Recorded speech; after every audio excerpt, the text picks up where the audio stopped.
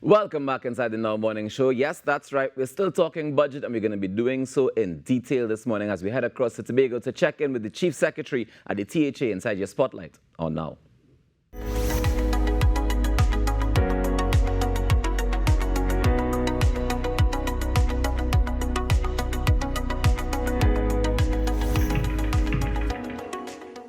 Of course, we all have been eagerly anticipating the budget, which was read yesterday, and we've all been waiting to see exactly what the situation is on Tobago. Joining us this morning is the Honourable Farley Augustine, THA Chief Secretary, to weigh in on this most recent budget for this year. Good morning, Chief Secretary, and welcome to the show. Good morning to you. Good morning, Trinidad and Tobago. Thanks for having me. It's a pleasure to have you with us on the show this morning. As we discussed very briefly off air, you are a very busy man, and we appreciate the fact that you've taken the time out to address such a matter of critical importance. Tell me, what are your thoughts immediately on the budget that was read yesterday? Well, I have mixed thoughts because I look at the budget from two angles. I look at the budget in terms of what is allocated to Tobago, especially redevelopment or capital development, which will be $260 million for capital development. And that $260 million for capital development, in essence, will be a reduction from what we received in the last fiscal. And so that will come with significant challenges. Significant challenges because we're talking about $260 million that must take care of all the roads in Tobago, $260 million that must take care of new medical equipment for hospitals and those that are failing, $260 million that will also include treating with all of the work for our schools, both primary, secondary, and we'll include preschools as well and the development there and all of the renovation works that are ongoing. $260 million will also need to take care of all of our sporting facilities, all of our tourism plans. And so $260 million has to stretch an extremely long way. And so in terms of what you allocated on the development side, I wish we received closer to the midpoint of the recommendation by the DRC, which is that Tobago should get between 4.03% and 6.8%. We received about 4.36%, which means that Tobago receives or will receive in the upcoming fiscal $4.36 out of every $100 that will be spent in the country. So out of every $100 to be spent in the country, subtract $4.36. That is what is being allocated to Tobago, and the rest, I guess, is to be spent in Trinidad. But that's on one end. But on the other end of the spectrum, I'm looking at some of the broader principles in the budget as well, because I generally like to be fair in these discussions. So I can be disappointed. I can disagree with the minister's allocation for Tobago, but I also can look at the other general measures and see where there are things that make some sense, that is worthy of support. And so I note immediately that the minister spoke about the matter with textbooks. I wish he would go a step further in pointing out that we need to rid ourselves of this textbook cartel that occurs within the education system. I wish this country would move towards e-books, which are cheaper to produce. Every child now in every school seems to be having these tablets and computers. And so e-books might be the way to go. But I'm happy he spoke about the fact that we need to return to the days when textbooks can be an intergenerational thing. You know, the days when you go by a cousin or your godbrother or god sister and you get a textbook that was used because they were in an older form. Of We course. need to regularize them. So I'm happy for that. I note he mentioned the issuing of market boxes as opposed to processed foods. I would say good luck with that. Currently in Tobago, we are trying that. And would you imagine having a situation where someone showed up at the official residence of the chief secretary, complaining bitterly to the security, actually cussing and quarreling because they don't want no market produce. They want processed food. Oh my You know, goodness. they want they packed goods. And so we have to do a re-education of the public in terms of what is healthier for them, and how eating local and eating what we produce is better for our health. Crime is out of control, and there is nothing in the budget that is comforting, that makes us feel as though we will get crime under control, to be honest. And yes, we welcome getting additional vehicles, we welcome additional manpower. Hopefully that increases visibility, which in itself would act as a deterrent to crime. So we Yes. hope that works out in that regard. But these are just some of the snapshots that I see across the space.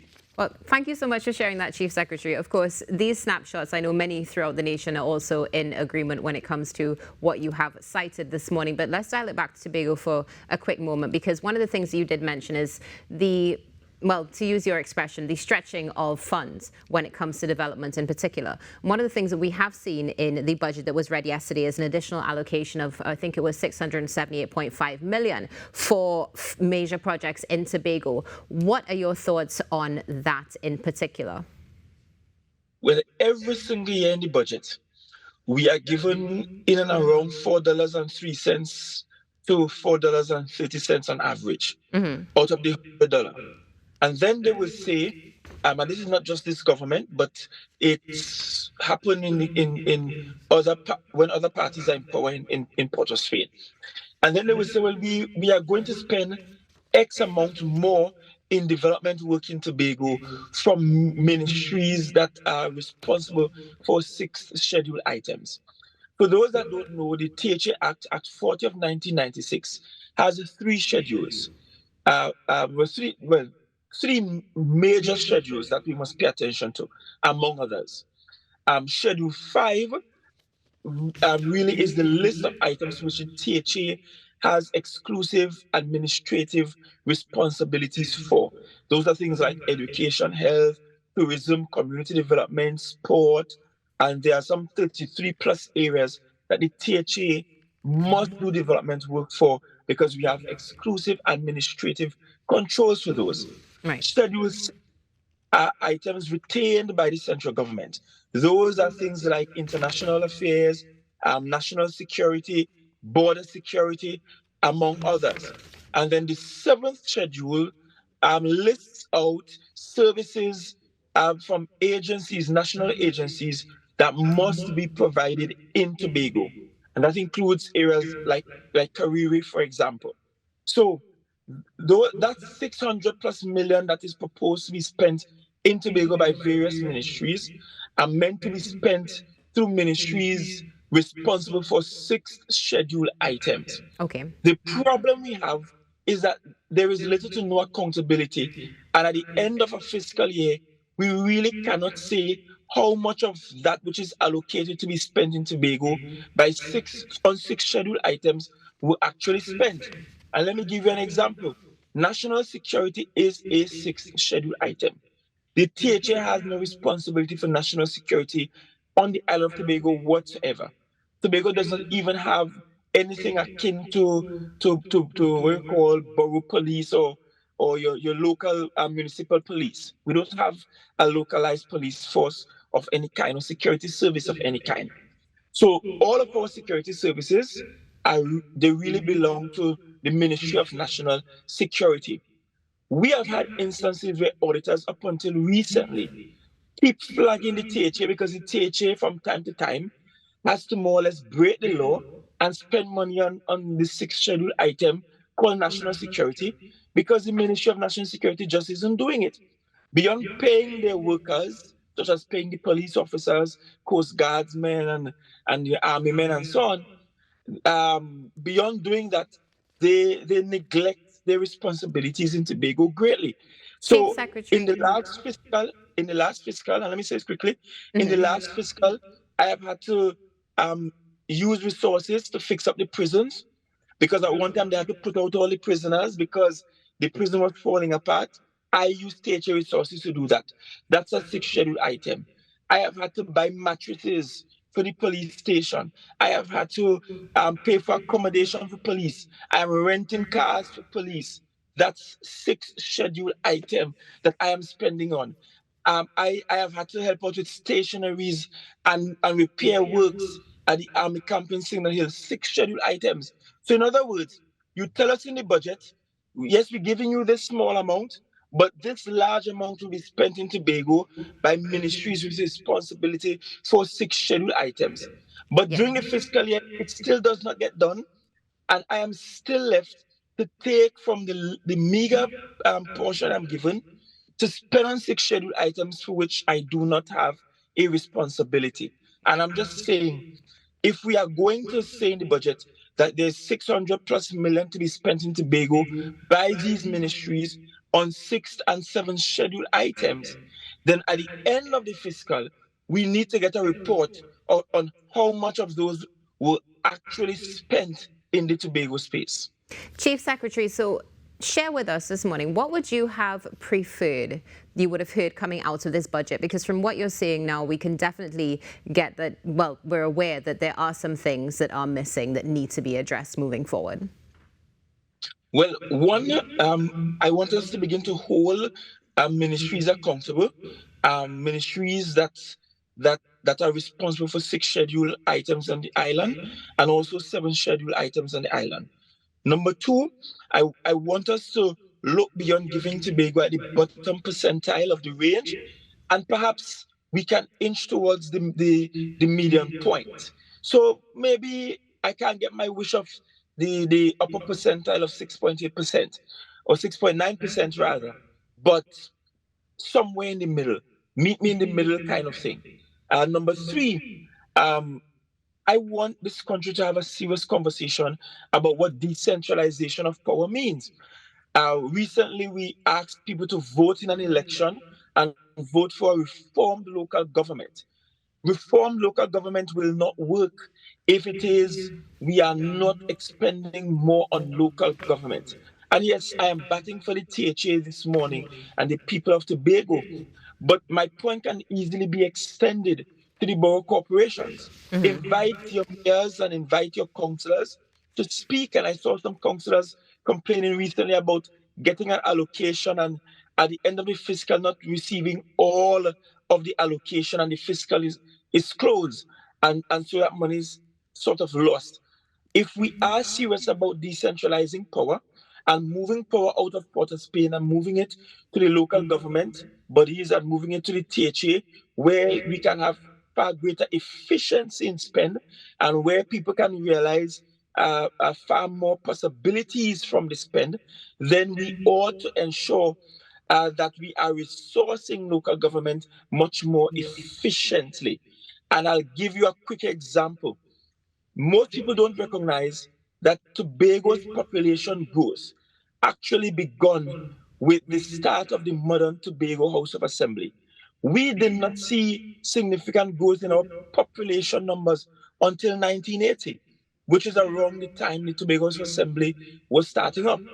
And beyond that, if you look at the Tobago space, we often boast about having the most health centers per square mile, the most community centers per square mile, the best physical plants where our schools are concerned. And yes, we have challenges with our schools, and we're looking to build one new secondary school in Scarborough Secondary. The cost of one new secondary school on average in the country is about $250 million. If the THA is to build a new secondary school in Tobago, that is practically all of our development budget, with a $10 million leave over for remaining. And so, but when you look at the Tobago space and what you have been able to achieve over the 40 plus years of there being a THA, that would not have been possible had there not been a Tobago House of Assembly. And it shows in how Tobagonians vote. More Tobagonians show up to the polls to vote in a THA election and votes in a national election. And in Trinidad, it's the reverse. And that is because in Tobago, the reliance and the responsibility rests upon the local entity, the local body, which is the Tobago House of Assembly. And we see far greater efficiency. And yes, I have been very critical of the misdeeds of the government I replaced. But notwithstanding those misdeeds, the Tobago space as a whole, the TH as a whole over the last 40 plus years, and on December 4th, we'll be celebrating our anniversary, has been able to achieve a lot more than we would have if we did not have a Tobago House of Assembly. And so I'm saying, as a matter of principle, we should begin to channel more of our funding through local government where people can hold their local authority to account for things like your garbage, road maintenance, drainage, and all of these things, among others, and expand their portfolio to include some of the things that the THA now has. Yes. This is something that, again, you're echoing the sentiments of many when it comes to local government and the changes that we look forward to seeing. Now, let's go to the 2.585 that has been allocated. Immediately, what are the key areas that you would like to focus on moving forward for the fiscal year 2024? Well, key areas for us. One, physical infrastructure. Like everywhere else in the country, I am not satisfied with the state of our roads. And I mean, we are trying. We are patching holes like crazy, but the quality of public infrastructure must improve. And that has to include getting on projects at an area we call Bad Rock, which is slipping away into the sea, and also the hill descending Charlottesville. We also wish to get Scarborough Secondary started. So we're looking at completing the design stage of Scarborough Secondary, putting that out to tender, and finding a way to finance the start of construction of Scarborough Secondary School. Uh, Thirdly, we are looking at our tourism product. We have suffered immensely because of COVID. We are nowhere close to where we want to be. The Tobago economy only reopened in 2022, which was last year. It was only in April last year we received half of the number of flights from Caribbean Airlines. So we have to double down on what we have to invest in tourism. Trinidad and Jamaica are the only two territories in the entire Caribbean region that does not pay for airlift. For us to get the kind of airlift we need into Tobago, we have to expend monies, pay monies to get the airlift into the island. We don't have nearly enough direct flights to Tobago, and connecting through Piarco is becoming problematic. It is problematic because Caribbean Airlines does not run sufficient flights between the two islands to be able to connect people effortlessly. So we have to invest in our tourism product, reinvest in marketing, and changing the scope. In education, we are we have started the process of redoing our curriculum, making it more Tobago centric, and ensuring that it's much more relevant for the times we're living, so that our students and our pupils can be more competitive. That will continue our pace, and we'll invest in community education and in the program we call Impact. That will take a lot. We also looking at realigning what we call DATAS, which is our program for scholarships and bursaries for our young people for universities. And with the closing of gate, as we knew it, it means that we have to spend more monies in ensuring that our young people get to the best institutions around the world so that they can return to Tobago and by extension Trinidad to give of their best to their country. Those are some of the areas that we have to hammer down in. And on top of that, we have to put some away to treat with matters like coastal erosion and the impacts of climate change, which is massive for us on the island.